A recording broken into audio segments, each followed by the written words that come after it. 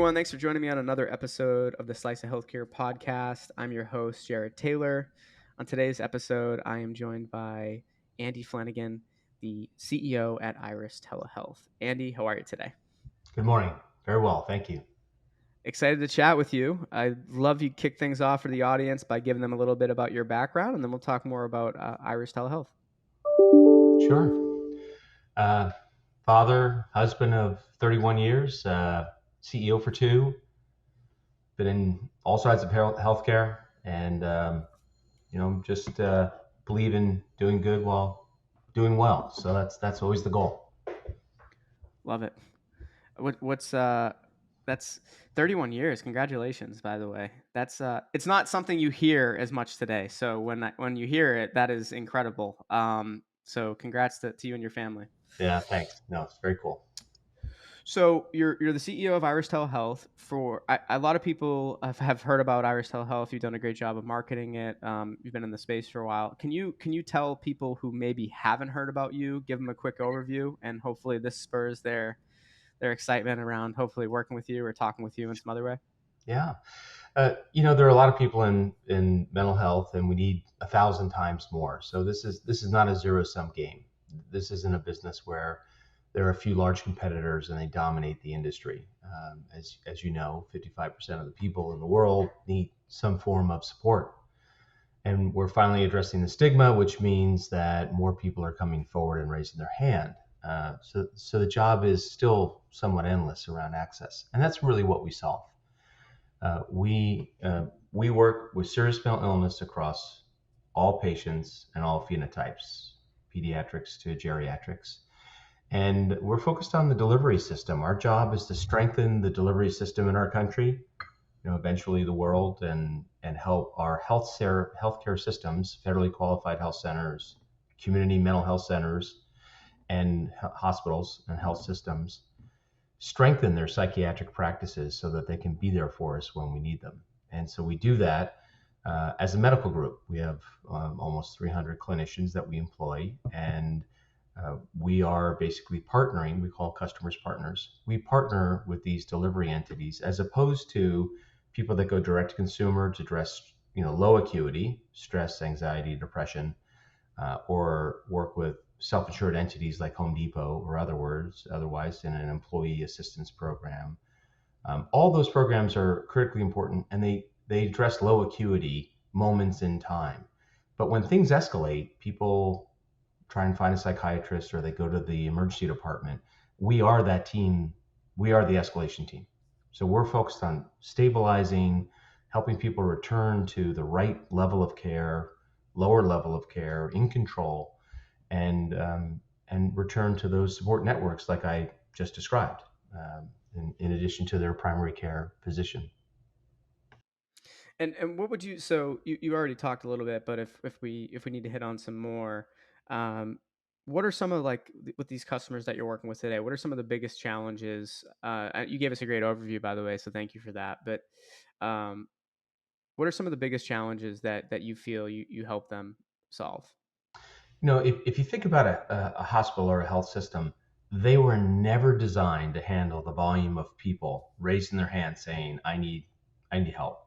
And so the primary care physicians are referring people to the psychiatry department of a health system, as an example, at levels that are 5 times higher than the hospital ever staffed the psychiatry department to handle. That's it. It's super simple, unfortunately. And so when you say access, it means that my primary care doctor refers me to a psychiatrist at the hospital, and I have to wait 5 months. Well, that's not going to work for me because I'm at home and I'm not well and I need help. And so we help them solve that problem. We unravel that problem, and we do it by engaging deeply. We look at their technology, we look at their care pathways, we look at their staffing levels, and we insert technology, process, and clinicians or other people where there are gaps to be able to handle this higher volume and return it to a more normal level. So we expect our hospitals to increase their capacity in all three of those areas while we normalize to a run rate level of whatever that community needs. And every community is different. We talk a lot about social determinants of health and drivers of health. Well, particularly in mental health, those are very real impacts on determining whether somebody needs to see a therapist or a psychiatrist. And so that's our job. It's heavy work. We have very long relationships with our customers, an average of 4 years, if you will. We've been in business 10 years. And so we partner deeply, and the work, unfortunately, is never done. So when we look at thank you for saying all that, Andy. When we look at the current state of the industry and then the future of the industry as well, um, how can, I guess, telepsychiatry as a whole help with this psychiatrist shortage that it's not going away anytime soon, right? No, it's not. Um, No. and I think many of us can assume how it can help, but we'd love to hear from you in terms of your thoughts on as an industry as the industry on the whole, how does that look to you? You know, pre-pandemic, telehealth in general was fairly low. It was still climbing in adoption. It was mostly us as consumers at home, sniffles and general medicine, right?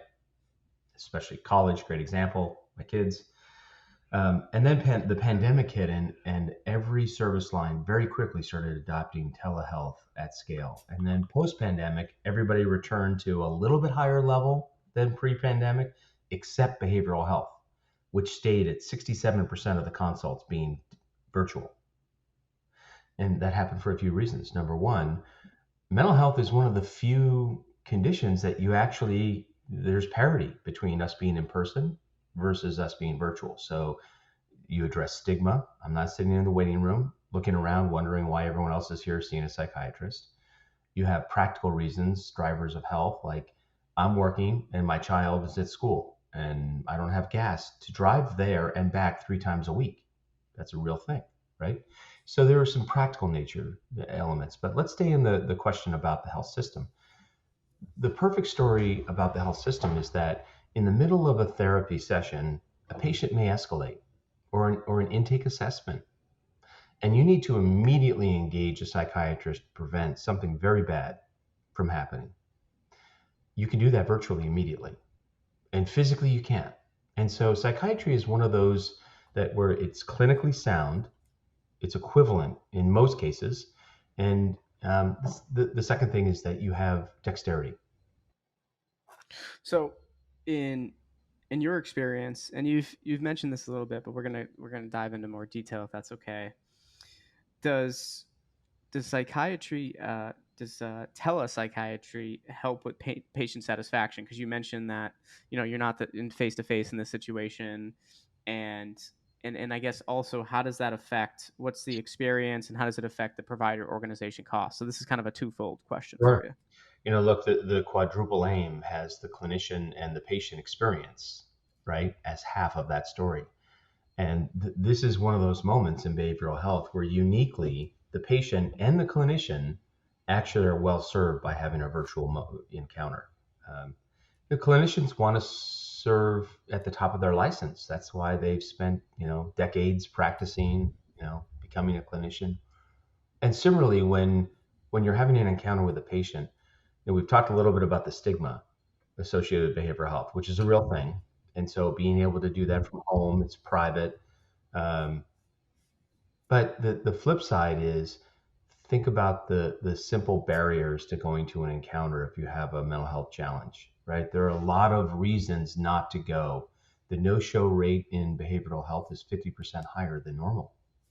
And so if you don't show up and you need a prescription and you need therapy or you need to see a psychiatrist, um, the downstream effects of not showing in behavioral health uh, um, are personally very expensive, right, for the patient journey. So I believe that allowing the patient to decide, and the end answer is an integration.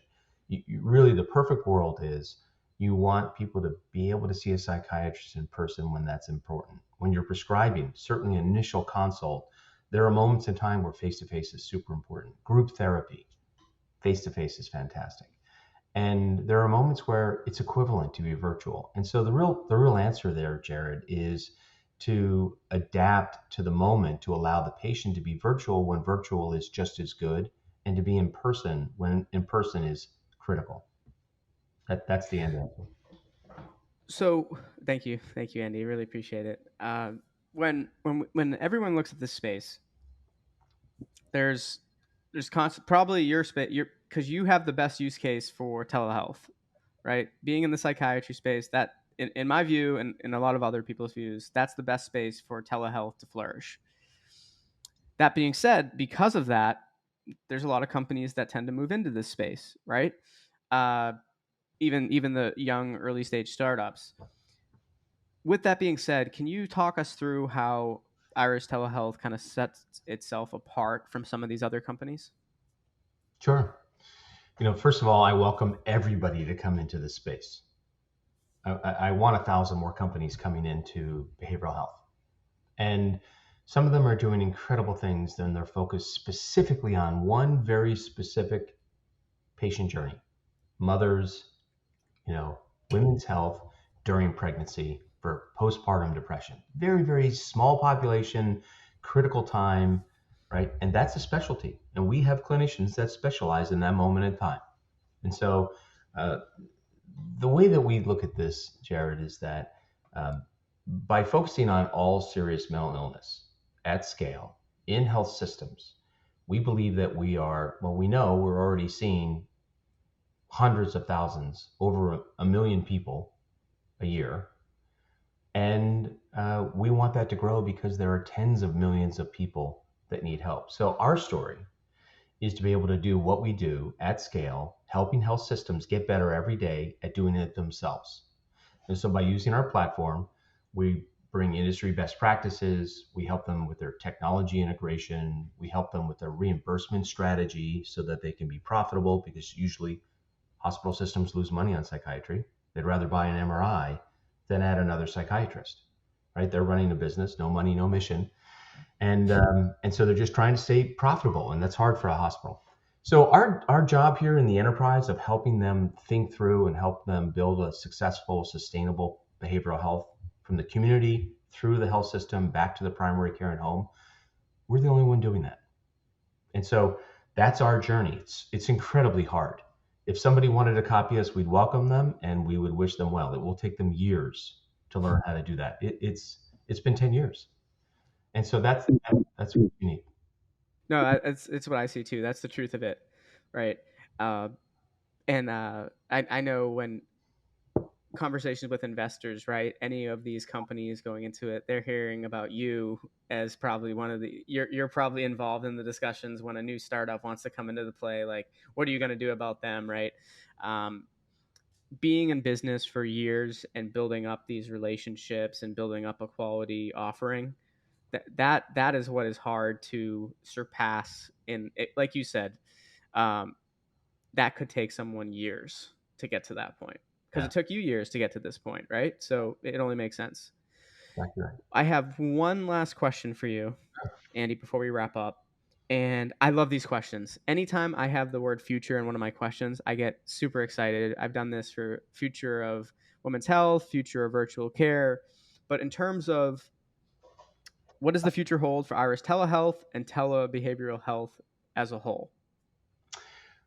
Last part first, we don't know the edges of the story yet. We don't know the definition of behavioral health yet. And we have to not just serve serious mental illness, we have to integrate it into the workplace with low acuity. And so you're going to see us work with some of the leaders in low acuity that are serving payers and self-insured entities. And that integration, until that happens, we still haven't figured it all out, because we have to be present as a healthcare community. If we think about, we're a medical group, so we think of ourselves as a provider. And if we're not providing our serious mental illness resources in an integrated fashion into primary care, into low acuity mental health in the workplace and at home, then our job's not done. Okay, so second, I just told you what we're doing as a company. We're partnering with, you're going to see us partner with some of the largest, complementary mental health providers in our space. And people would think, oh, they're competitors. No, we're not. We do something that's very different by being focused on serious mental illness. We're not focused on resiliency. We're not focused on, the worried well, the tens of hundreds of millions of people that go to work, us, every day, and we're okay. We might feel down. There are plenty of companies there to help us through our employee assistance program, maybe through our payer. But as soon as we escalate, those programs don't help us. So we're going to go help those programs be deeper. And that's our job, is to integrate. As I said, I think that this is a function of helping provide the most critical access near real time for behavioral health. It's incredibly hard. Legislatively, we have a state-driven medical, construct in the United States. And so people talk about being in 50 states. Well, then you're 50 states, and then you're also licensed and credentialed in every facility in every 50 state, right? So you really have to crawl, walk, run in these stories. But that's where I believe it will get to. Well, it'll be interesting to see how everything plays out and to track the Iris Telehealth story even more and your journey. Really appreciate having you come on the Slice of Healthcare podcast today, Andy, and I hope we can have you come back again real soon. Jared, thanks for telling the story. Appreciate you doing what you do.